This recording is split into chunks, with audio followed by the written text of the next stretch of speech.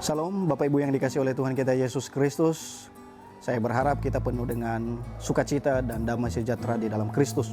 Saudara-saudaraku yang dikasih oleh Tuhan, ada pesan firman Tuhan untuk memberkati kita semua hari ini yang tertulis di dalam Markus pasal yang ke-10 ayat 13 sampai ayat 16. Saudaraku yang dikasih oleh Tuhan, sadar atau tidak sadarnya kita, kadangkala perkataan, perbuatan kita kadangkala juga bisa menjadi berkat bagi orang, tetapi sebaliknya, perkataan dan perbuatan kita juga bisa menjadi batu sandungan kepada orang lain. Perkataan dan perbuatan kita bisa membawa orang mengenal Kristus, tetapi perkataan dan perbuatan kita pula bisa menjadi penghalang orang untuk mengenal Kristus. Saudara yang dikasih oleh Tuhan, dalam konteks pembacaan kita ini kita lihat bahwa ada orang yang membawa anak-anak kecil datang kepada Yesus, tetapi ada respon yang kurang baik daripada para murid, di mana mereka menghalangi anak-anak itu untuk datang kepada Yesus. Tetapi kita melihat hal yang lebih menarik di dalam ayat ini, respon daripada Tuhan Yesus yang sangat luar biasa.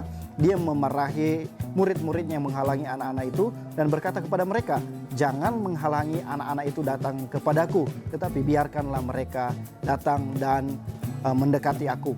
Saudaraku yang dikasih oleh Tuhan, sering sekali kalau kita punya acara-acara besar, kadangkala anak-anak itu kita usir, kita suruh keluar supaya tidak mengganggu acara. Ini menjadi pelajaran untuk kita semua, bahwa anak-anak sekalipun Tuhan juga menyambut mereka. Dan menjadi pelajaran yang kedua, jangan kita membeda-bedakan status sosial seseorang.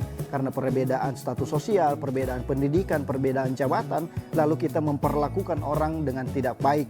Kadangkala di dalam ibadah, kalau dia orang yang punya jabatan, kalau dia orang yang berpengaruh, dia orang yang punya pendidikan yang tinggi, kita persilakan dia dengan lembut untuk masuk duduk paling depan di dalam ibadah. Tetapi kalau dia orang biasa-biasa, orang yang tidak punya pengaruh apa-apa, apalagi kalau dia orang yang termasuk ekonominya menengah ke bawah, kadang-kadang kita tidak menyambut dia sama seperti yang sebelumnya. Nah, saudara-saudara yang dikasih oleh Tuhan, ini menjadi pelajaran. Bahkan di dalam firman Tuhan mengajarkan kepada kita, jangan memandang muka, tetapi kita perlakukan sama semua orang. Karena kenapa? Melalui perkataan, melalui perbuatan, dan yang kita lakukan kepada orang, itu bisa membawa orang mengenal lebih dalam Kristus. Dan kiranya dimanapun kita berada hari ini, kita menjadi orang yang menyambut siapapun untuk datang kepada Kristus. Kita bersuka cita kalau ada orang yang mau datang kepada Kristus, sehingga kita menjadi murid yang memberitakan firman Tuhan, dan perkataan serta perbuatan kita menggambarkan kasih Kristus di dalam kehidupan kita. Tuhan Yesus memberkati kita semua. Amin.